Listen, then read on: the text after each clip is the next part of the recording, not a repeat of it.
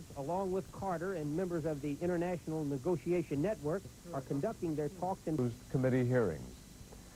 For the rebels, the 28-year war is going well against the Marxist government of Ethiopia, but life is going badly. The rebels are two provinces with two different aims. Eritrea wants to be its own country. Tigray simply wants to overthrow the government. The trouble is it hasn't rained, and the UN says 4 million people need food. And the rebellion that is stopping the government is also stopping the food supply. Peter Sharp of British Independent Television News. Dusk near the border of eastern Tigray. The failing light, a signal for the relief convoy to continue its 500-mile journey to the west. Grinding through the gears, a painfully slow journey, carrying food to the starving people who wait 5 nights' travel from here. The Ethiopian Air Force and its MiG fighters rule the sky during the day, and this 12-truck convoy, organized by REST, the Relief Society of Tigray, can only move during the hours of darkness. The pink flush of dawn over the hills, a warning to these drivers to get off the road and get off quickly. The first of the fighters arrived just after 10 o'clock in the morning. This just one of a pair of MiG-21s on reconnaissance, flying directly over the wooded gully where our convoy had taken shelter. For the villagers, the frequency of these flights did little to lessen their fear. Had our vehicle been spotted, it would have brought down an immediate airstrike on their homes. Shortly before 2:30 on a blazing hot afternoon, they were back. Phosphorus bombs scoring a direct hit on a grain storage facility. It had lasted exactly 40 minutes before the fighters, gaining height, wheeled for home. And scarcely had the noise of the engines died away, and the villagers were rushing to help. 4 of REST's precious trucks were... Ethiopian troops struggled to maintain their defensive perimeter along the Dessie front.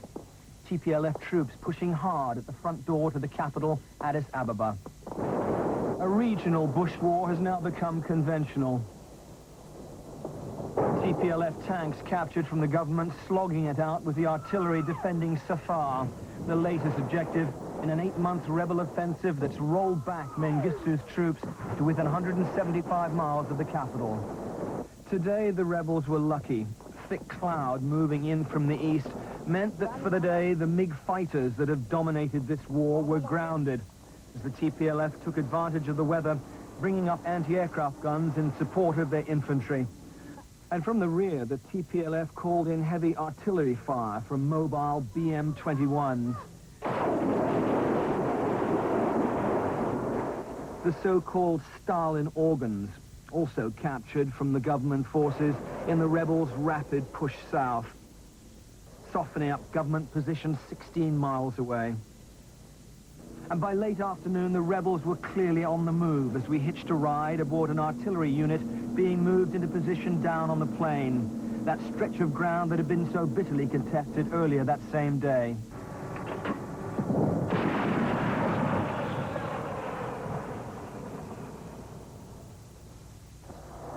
The next day, above the Debre Tabor front, 130 miles to the west, and the rebels were not having things all their own way.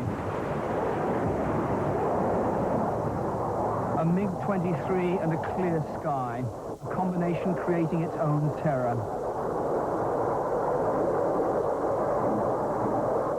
For more than 20 minutes, the two fighters bombed the main road leading to the front.